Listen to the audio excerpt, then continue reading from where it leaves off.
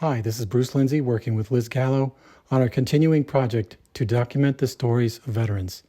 Today we are with Navy veteran Mike Butler. Mike served in the Navy during World War II on a destroyer. He served in the Pacific Theater where he participated in numerous campaigns. All right. Well, my name is Michael Butler, B-U-T-L-E-R.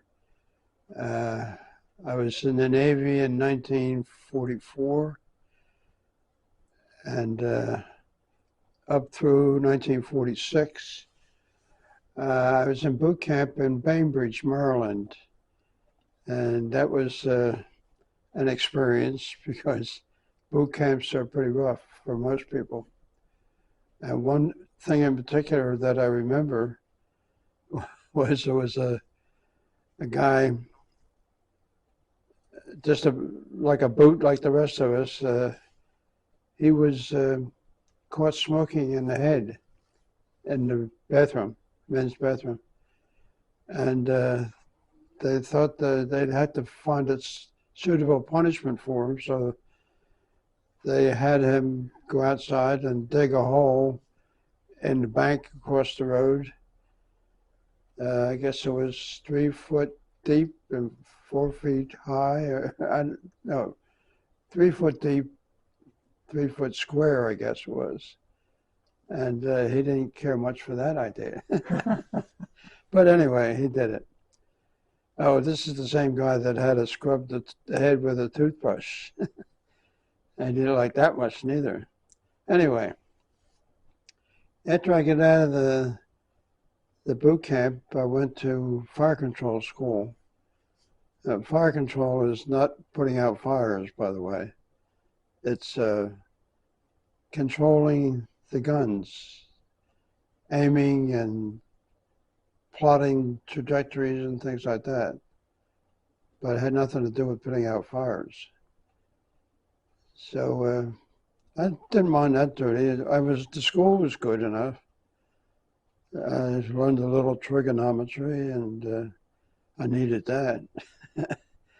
So anyway, after I graduated from the school, I was stationed in Virginia for a while, waiting for the ship that I was supposed to pick up. And I picked up the ship in Virginia, and it was the USS Madison, which was a tiny ship. It was a 1650 class, I think it was. It's, let's see if I can remember. It's, memory is not too good these days, because I'm 97 years old, by the way. Okay. So the memory kind of slips after a while. But anyway, we steamed out to sea. We took a trip up into the North Atlantic for a while, just for a week, I guess it was. And that was a trip to be remembered. A lot of above and below water. Since we were on a destroyer, they did a lot of rough sea work. You know? But anyway, our crew was great. You know, everybody did their job and did it pleasantly, mostly. And then we headed over to, I guess it was California we went to first, in San Diego. We stopped there and stayed over for a couple of days, I guess. And then we headed to the Pacific. And the Pacific was, it was okay. Hot as heck, though. And on the way over there, by the way, we did sense that there was a submarine in the area. So we started chasing that around, but I'm not sure we ever caught it. Somebody said they saw some debris that came up out of the ocean, but I'm not sure that's true. And we stopped at Pearl Harbor because we bent a screw on the way over, one of the propellers. Mm-hmm. and they had to put into Pearl Harbor to have it repaired. And we left there and then went into, well, we stopped at Guam, Saipan, Okinawa, Iwo Jima, and Ulithi, of all places. That was sort of a stopover station for ships to be resupplied. It's a big storage area, you know, so. I'm doing all the talking. Yeah, actually, interestingly enough, we just interviewed CB, who helped build the They Ulithi. did a lot of good work, they did. The Ulithi was just bare atoll Yeah. with nothing there, and in like 6 months they built a huge dock there for the Navy. Yeah. So that the ships could come in and get repaired and resupplied. It got to be a huge island, though, after a while. Mm-hmm. And let's see what else. On the way out, I had a good buddy, a gunner's mate, that he and I were very close all the time we were on the ship. And one of the things I remember, we were caught in a storm, and we were outside at the time, out on a deck. And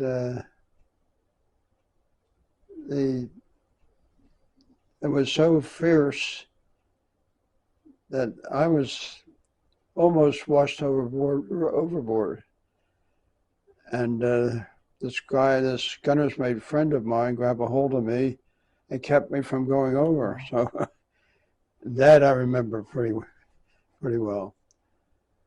And we also got into a bad storm that broke the bow off the Pittsburgh, the cruiser Pittsburgh. Broke it right off. You know, that was really a fierce storm. And one of the things I really remember strongly is we had a emergency call that the cruiser USS Indianapolis was in dire trouble. So we steamed full bore ahead to see if we could help out any survivors. And by the time we got there, most of the survivors were already burnt black and eaten by sharks and things like that. The only thing we do is try to loop a boat hook around the dog tags so we can bring the dog tags back. So that's about all we got out of the crew. Out of 1,200 crew, I think it was, there were 900 that were lost. So that's not a very good ratio. So you probably know the story about the Indianapolis, but why was that significant? Do you know what the Indianapolis was doing?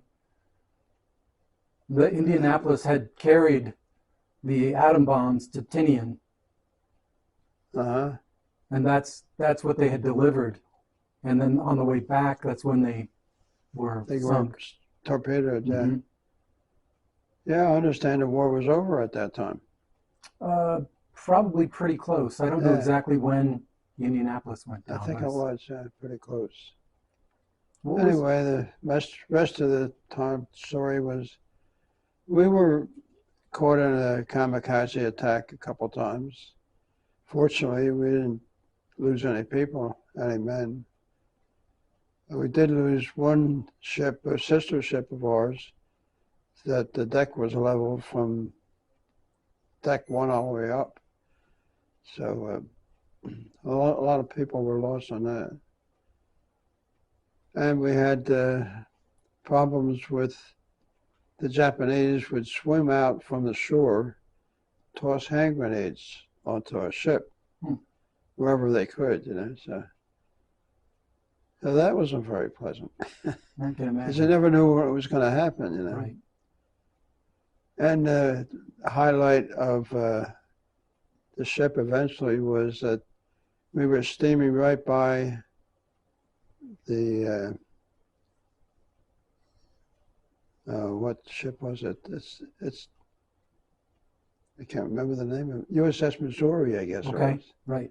Yeah, we were steaming right by them when the Independence was being signed. The surrender, you mean? The surrender, yeah, yeah. Wow. And that must have been, that was in Tokyo Harbor, Tokyo Bay. Yes, it was. Okay, so do you remember where you were when you heard that the war was over or that we had dropped the atom bombs on Japan? Was that, you Well, were I underway guess still? I don't remember exactly where we were, but I remember hearing about it as soon as it happened.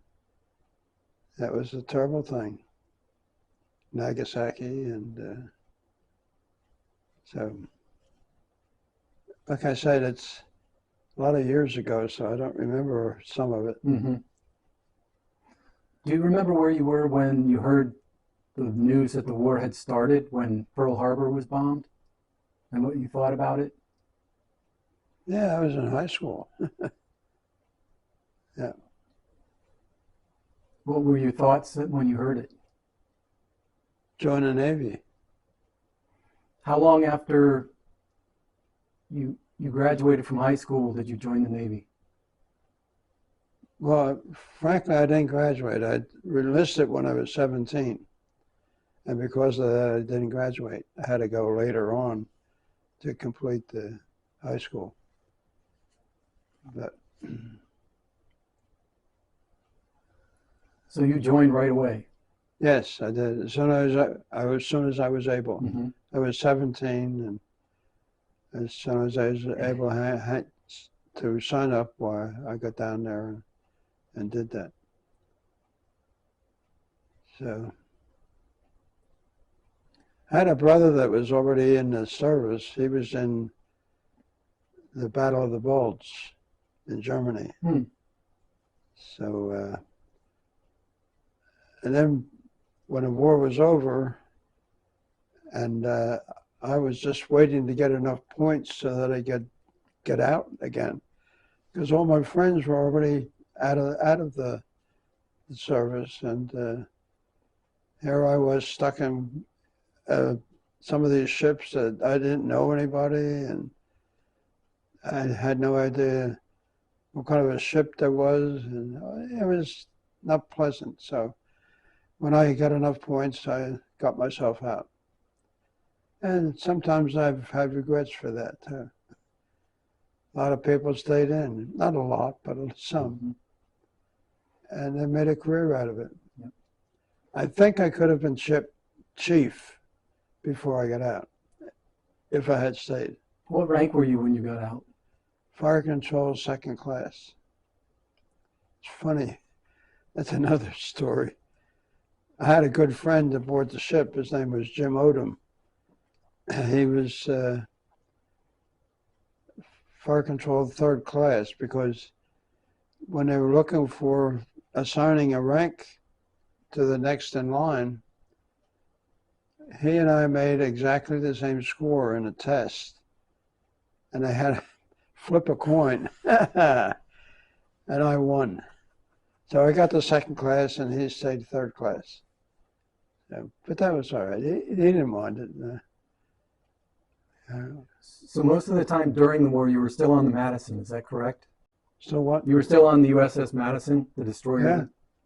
Yeah. Were you The whole assigned a period. specific gun? The what? Were they like 5-inch guns on the? 5-inch 38, yeah. Mm-hmm. And you were assigned to a specific gun? My GQ station was up at the top director. I was a rangefinder. And I stayed up there for most of the time I was in there. So you would relay the information down to the gun Yeah, to aim? right. And, yes. So, and then for a while I was on a 20 millimeter gun. And then I was on a direction finder. I forget now. Anyway, it was just a small scope that I would track the targets with. mm-hmm. I was on that for a little while at my GQ station.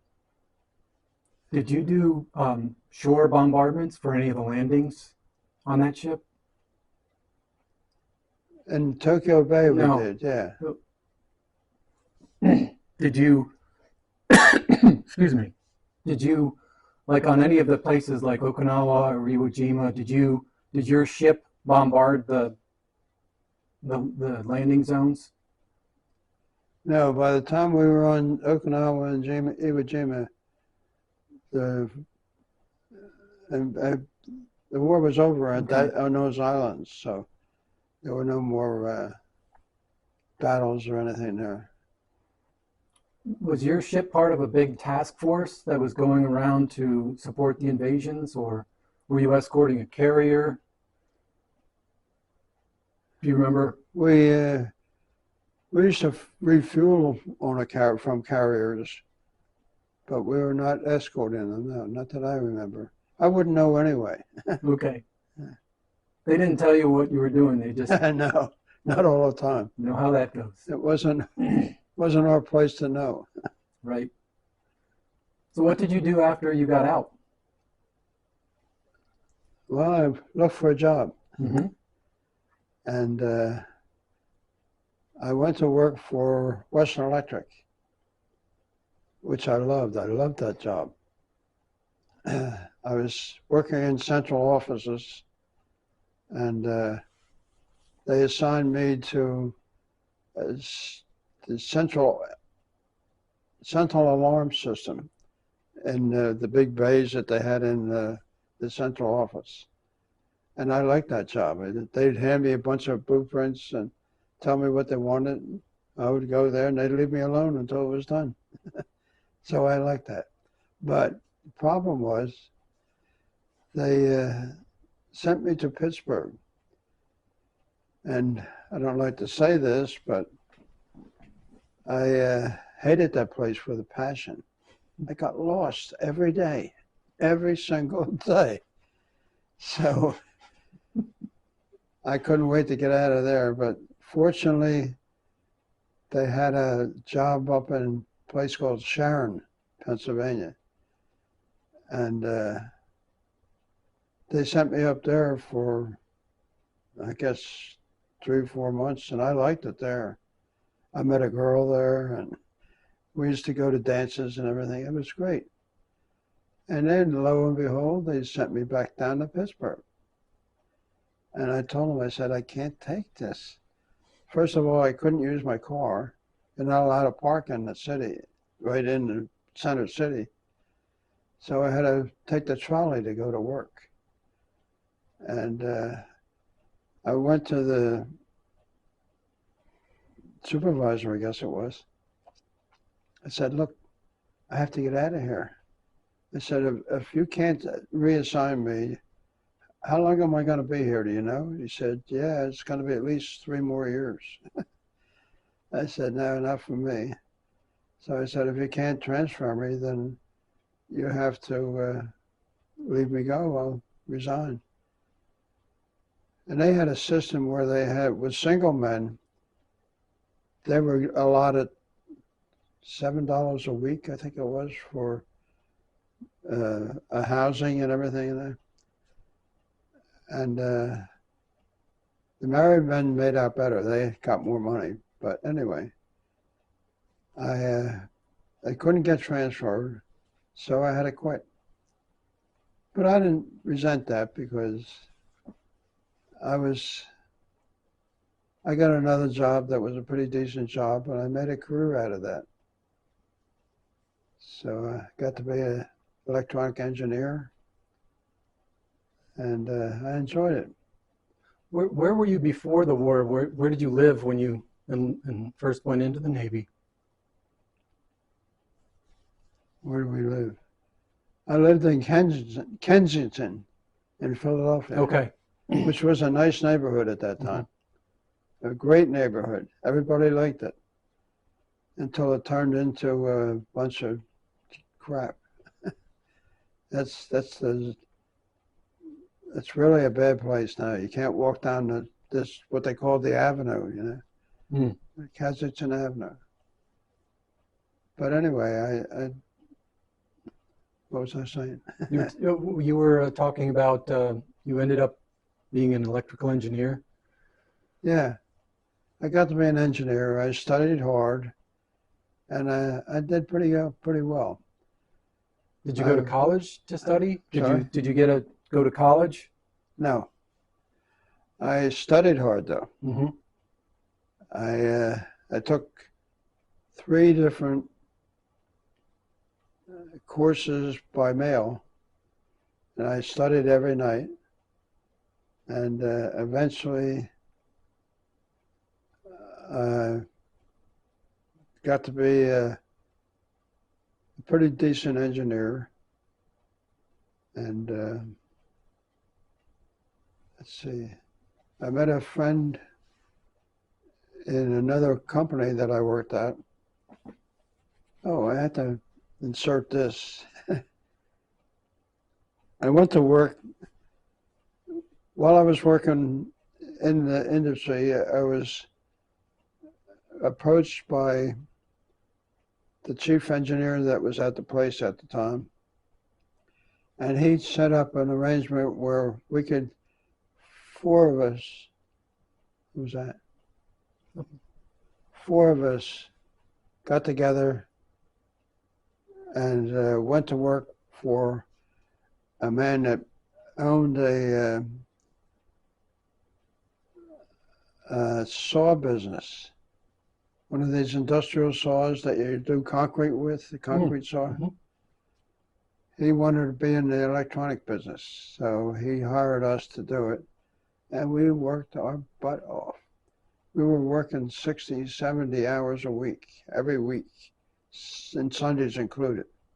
In fact, that was one of the things that he asked me one day. He said, well, how come you're not working here on Sunday? I said, well, because I have a family that expect to see me on Sunday.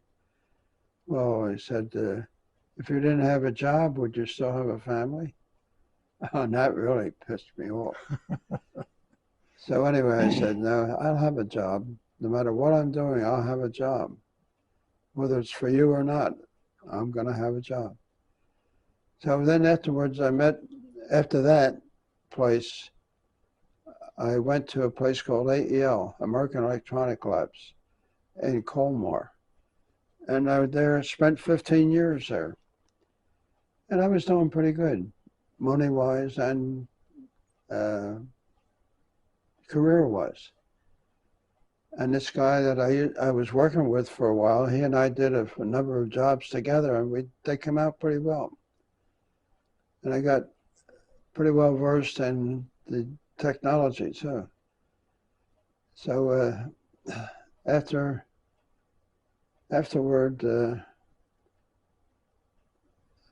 he left. He started his own business. Who, by the way, is a millionaire today, multi-millionaire today, after he started his business. But he was a knowledgeable guy. He was a very nice man too.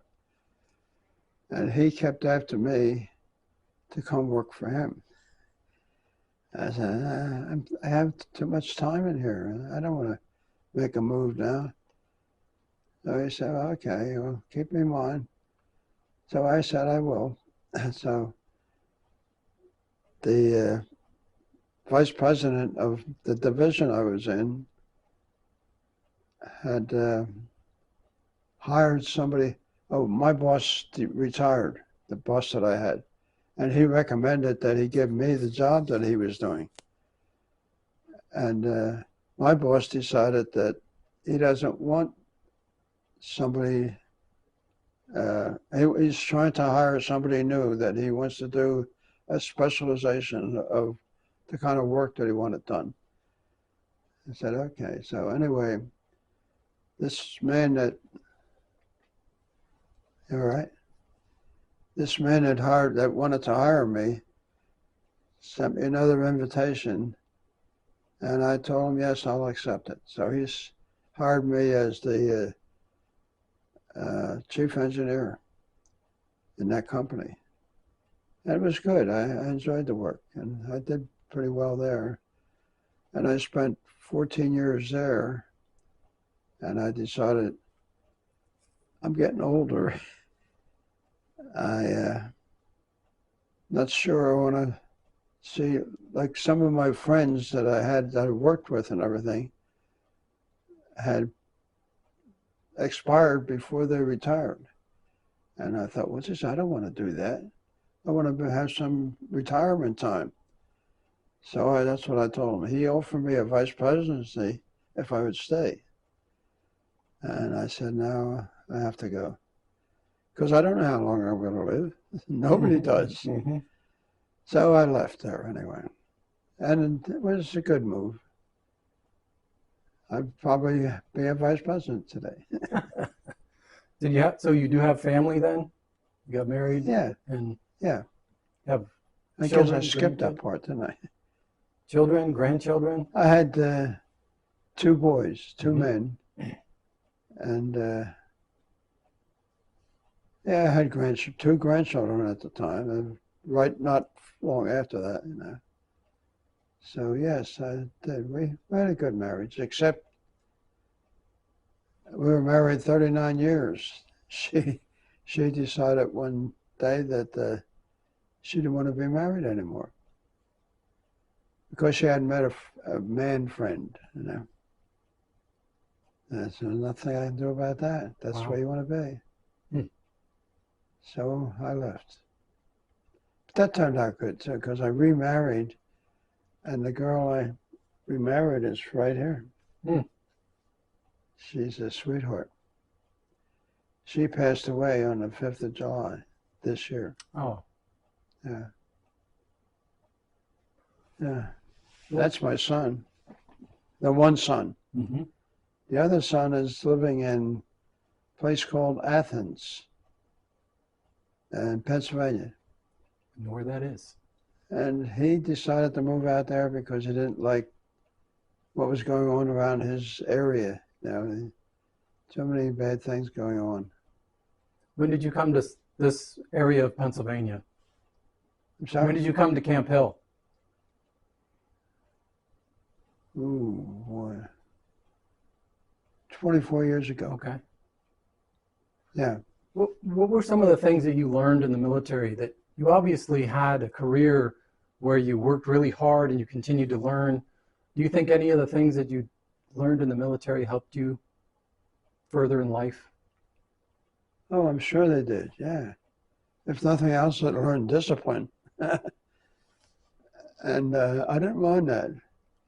I think that was worthwhile for everybody if they would listen to it.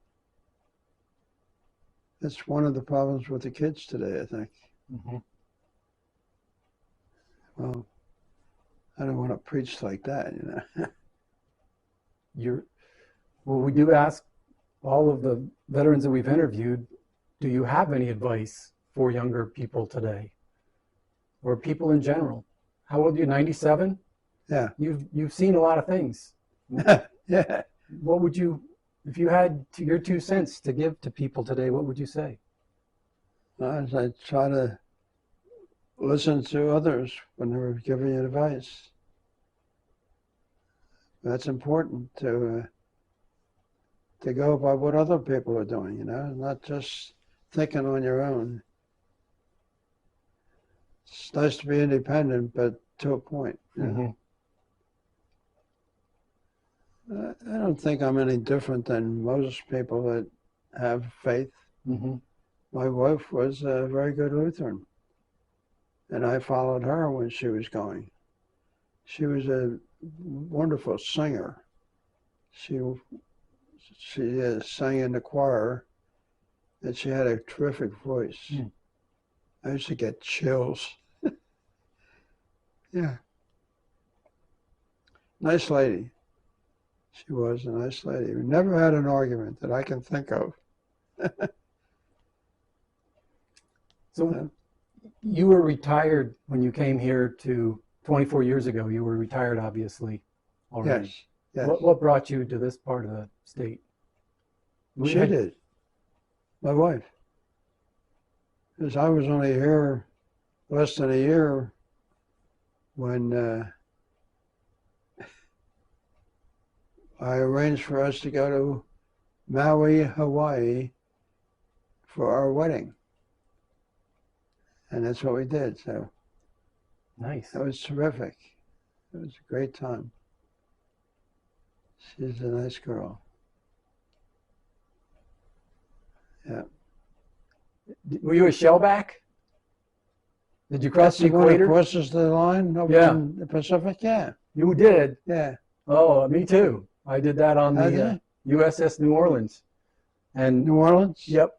Oh, one of the things I didn't mention, our ship's group, the ship's complement, had a reunion every year for 25 years. Wow. 25 years. So do you you kept in touch with some obviously Yes, yes. afterwards? The last one we had was out in the show place in Missouri. What's the name of that? I know what you're talking about.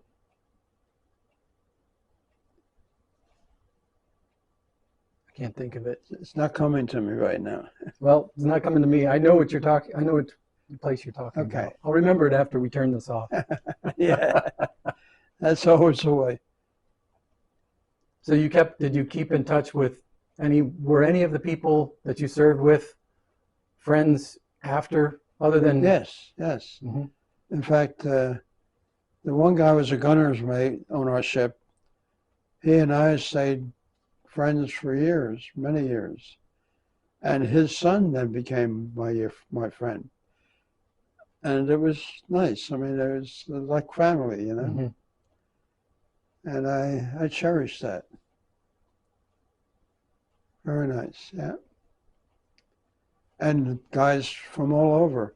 We used to have the reunion in a different place every year, Mhm. so that we'd have variety, you know. Except Cape May was one of the favorites. That was there. We were there at least four times anyway. Nice. So that was great. And it would be all over the place. Mystic, Connecticut, Rhode Island, and the guy that lived in the area was the one that got to make the arrangements. Oh, okay. So it moved around quite a bit.